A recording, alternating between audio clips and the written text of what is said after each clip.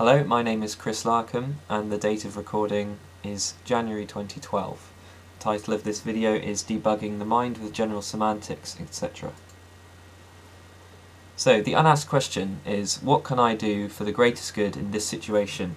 And in order to answer that, we have to be aware of the situation. We must be able to respond appropriately, and obviously we cannot respond to that which we cannot perceive. So our ability to respond, our response ability, really comes down to our perception. How can we respond to something that we cannot perceive? If we cannot perceive disease and problems in the world, how can we respond to them?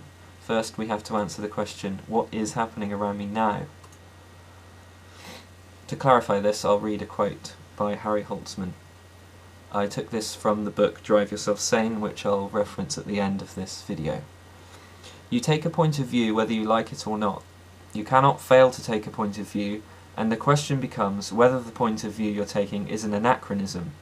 Is it 19th century, 18th century, or 17th century, or the 20th century? Is it now? So there is a responsibility that we have for ourselves. So, for example, do we know what disease is? Do we understand that there are invisible microorganisms or particles that can cause us disease? That would be an example of a shift in perceptions. So instead of asking the question, what is general semantics, and giving you some definitions, I'm going to describe general semantics, or give you several descriptions of it. My own description, or one of them, is a method of increasing your awareness and ability to respond appropriately. It's also been described as an uncommon approach to living. Applied epistemology is another description. And Kajipski, I think, defined it as a general theory of evaluation.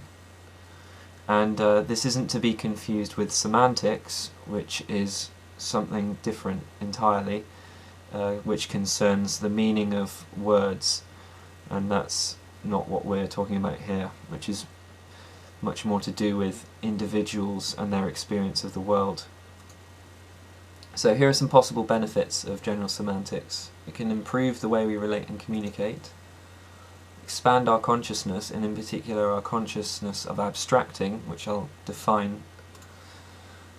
Can improve our problem avoidance and problem solving abilities. It can help us find new opportunities to enhance our lives. It can help us live more sanely, eliminating neuroses, and it can accelerate our learning and ability to adapt and respond to the environment. Now, because this is a short video, I can only cover a small amount. I'd like to cover a lot more, perhaps I will in future, and really you need to read the books in order to see how it can help with all of these things, but I'll certainly be covering consciousness of abstracting in this video, because I think that is the key really to this, or at least it is to me.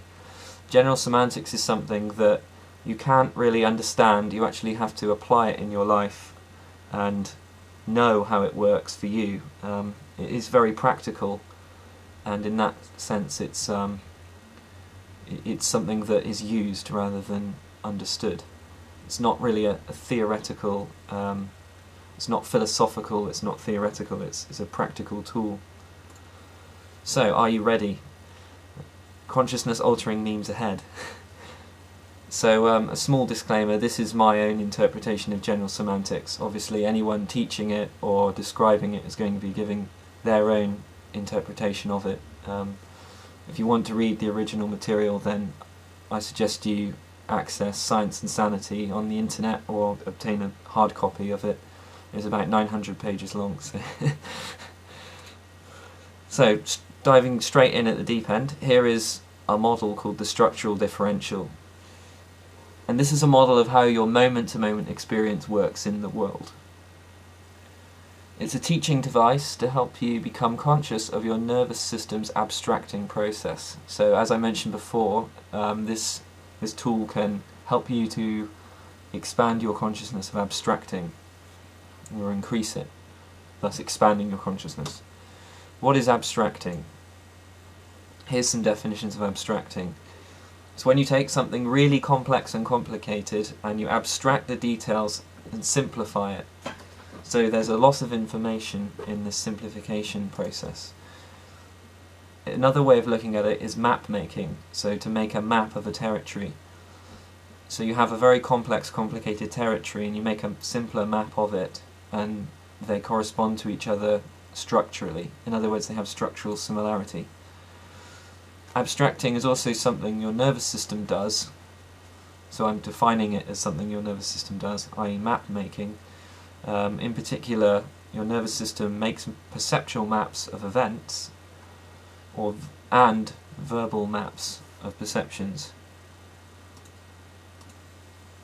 So here's the structural differential again, and at the top of the diagram we have the first level of abstraction, and below that a higher level of abstraction, and then several more levels of abstraction. And as you go down the diagram, you go from the least abstract to the most abstract, and the more abstract you get, the less information you have, and they're called higher order abstractions. So, applying this to what you're experiencing now, if we just look at the top of the diagram and ignore the red shaded part for now, at the top of the diagram on the first level of abstraction we have events and processes. This represents what is going on, what is happening, the submicroscopic processes that science describes. So beyond your perception we infer there is a complex process world of unfolding processes. There's lots of stuff going on all around you right now that you're not perceiving. That's an inference that we're making. The next level of abstraction is perceptual objects. So that would be things that we can see, hear, touch, taste, smell, feel, etc. So things is in inverted commas because we don't want to. What we're doing here is drawing attention to the fact that a thing isn't necessarily a concrete object, but a perceptual object, and this can be, if you look around the room that you're in now, and just draw your attention to some of the objects, or maybe you're outside, I don't know, but if you look at a thing, that might be something that you see. Or maybe you can hear something or touch something, and we can call these perceptual objects, and they abstract the events and processes that we infer exists beyond your perception. So that's an abstract definition, an intentional definition. I'll now give you an extensional definition. In other words, I'll actually demonstrate it working for you now in this video.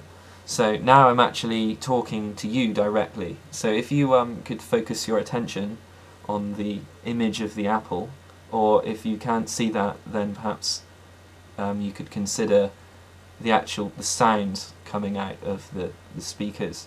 So the perceptual objects would be the words that you can hear. In other words, my voice coming out of the speakers. But if you can see it, that would be easier. So if you pay attention to the image of the apple now, first we can say that there is a territory. So depending on what form this media takes as you watch it now, the territory could be a computer screen, or it might be a mobile phone. I don't know how you're watching this video, but the territory is whatever is behind your perception of that apple, and the map here is your perception of that process. So I'll explain it the other way around as well, because it's probably more clear. If you pay attention to the apple now, you experience something.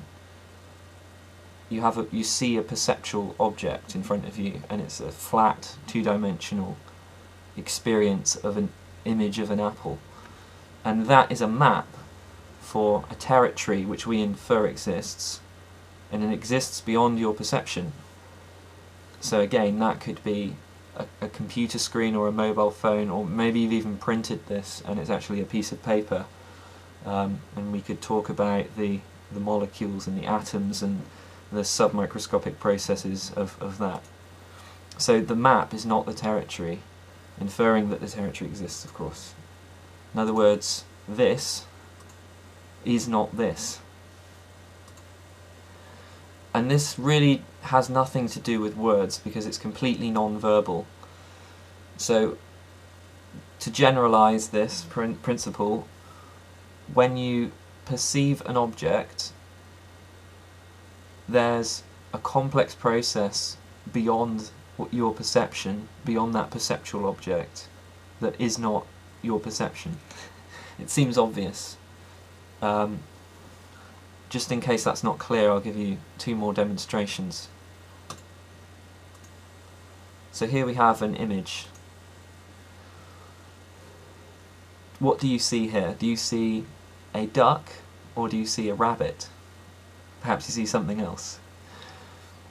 On the left of the image, you may see a beak, and if you see that as a beak, then you're likely to see a duck. But perhaps if you focus towards the right of the image, you'll see a rabbit, and what you thought was a beak is now ears. So on the left you have ears, and on the right you have an eye and a mouth, and that would be a rabbit. And the other way of seeing it is a duck with an eye on the right, and the back of the head on the right, and the beak on the left.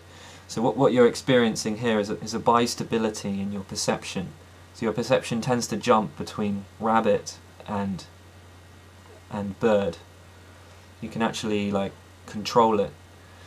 Now, it should be obvious that beyond your perception that's shifting between these 2 states, the image is actually static. You can print it out, it doesn't matter what form it takes. If it's static, it doesn't matter, it's static, and that's corresponding to the event level process. So one more example, one of my favourites.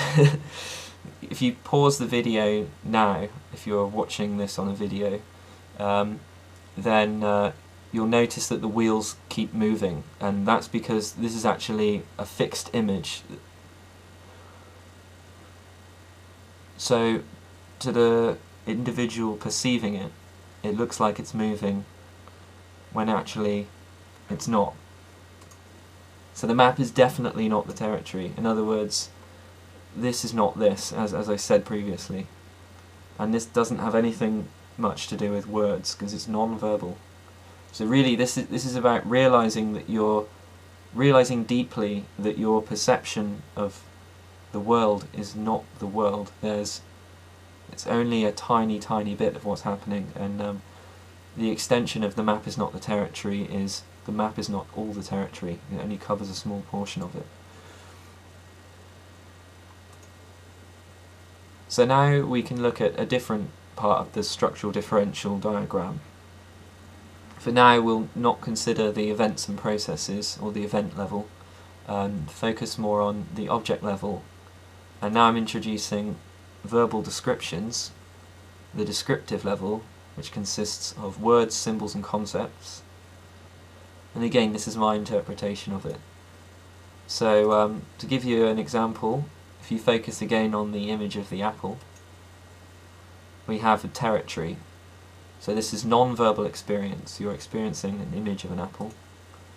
And the map in this case would be a verbal description of your perception. So my perception of an image of an apple on a computer screen, or an image of an apple, image, picture, apple, etc.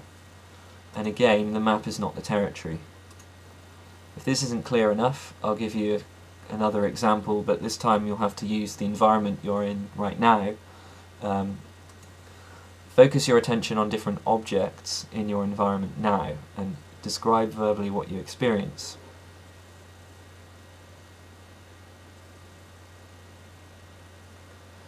And you may or may not realise that actually an object is a perceptual object, given what we just discussed.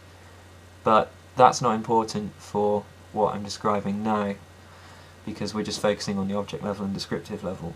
So if you do focus your attention on different objects in your environment, you'll notice that the words, your description of your perception, is not the perception.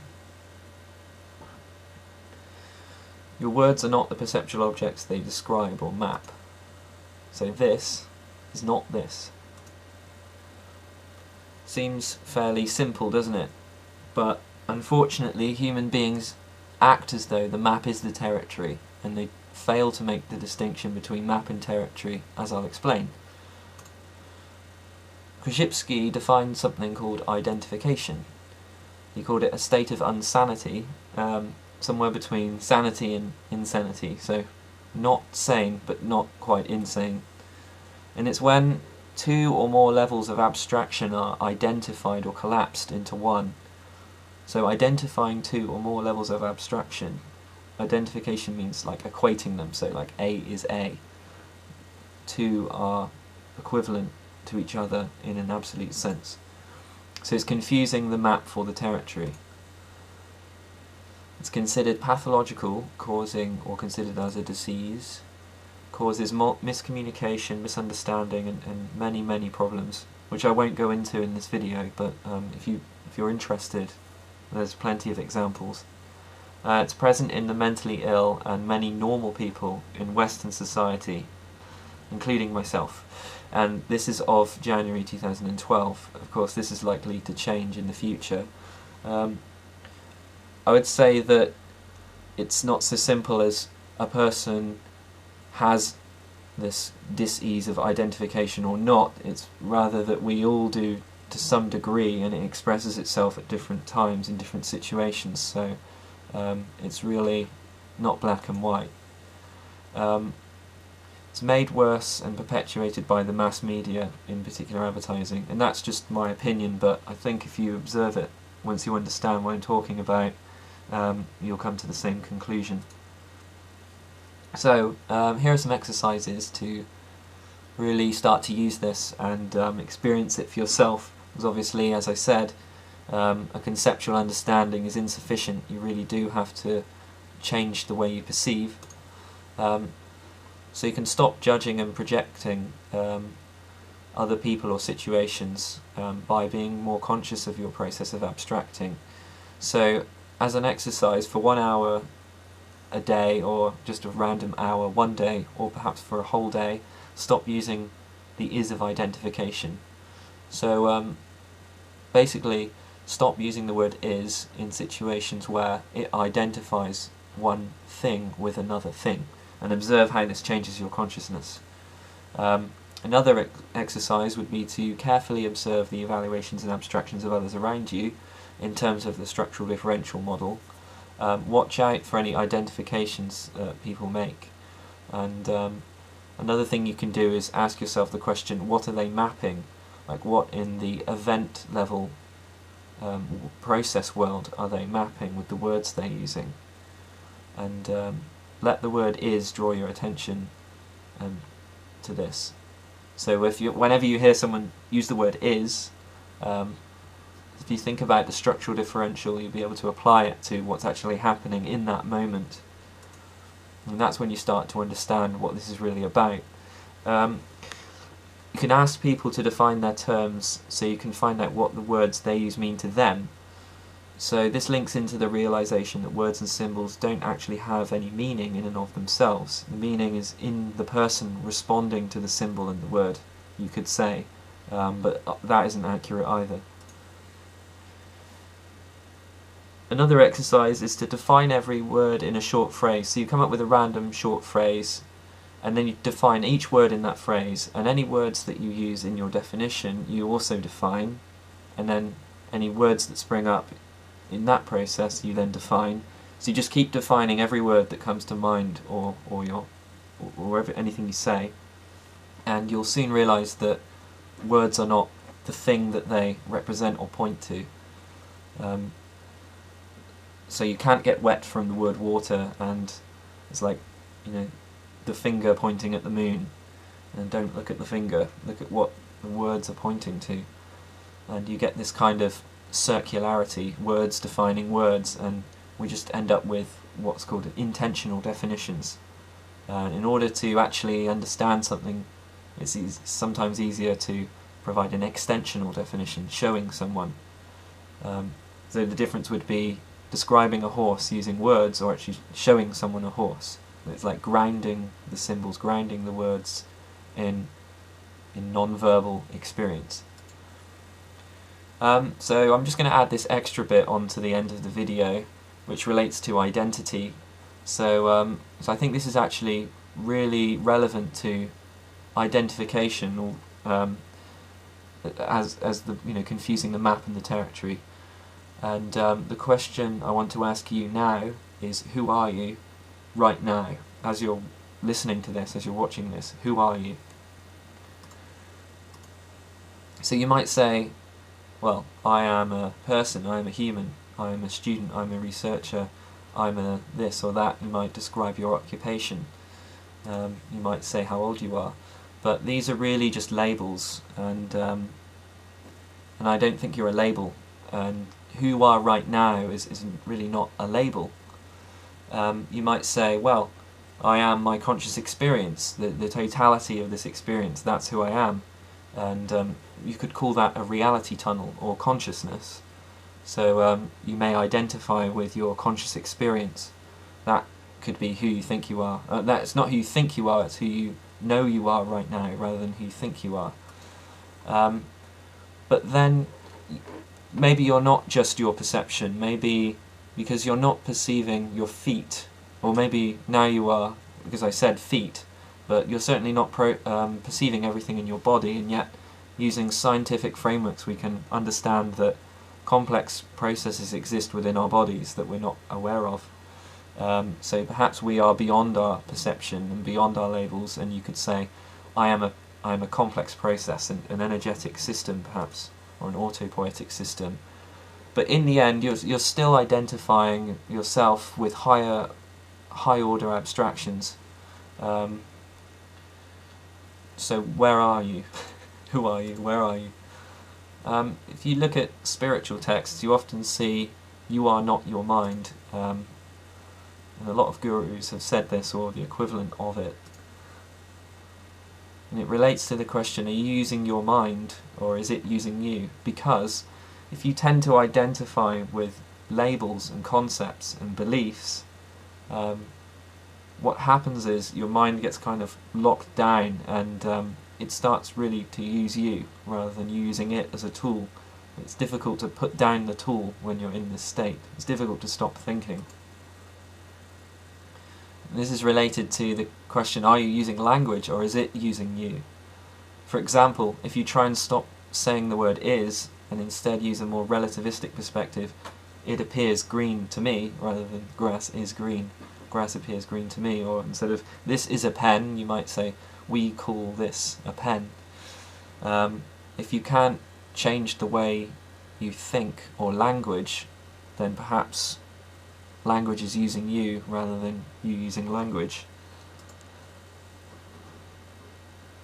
So I don't think we are our minds either, and I would say you are not a mapping process. You are not a name, a job, an age, a title, a colour, etc., because these are just abstractions, and you are not an abstraction. This relates, in my opinion, to prejudice and racism and all kinds of prejudice, including racism. Using general semantics and the structural differential, it really does become apparent, what's actually going on here, and you can say, I am not your perception of me, and I am not your labels, your descriptions of your perceptions of me. However, I think it's more accurate to say I can be experienced and or described as. So I can't say you are a student, because I can say you are a student, but then I'm identifying you with the concept or label student. I could say instead, I can describe you as a student.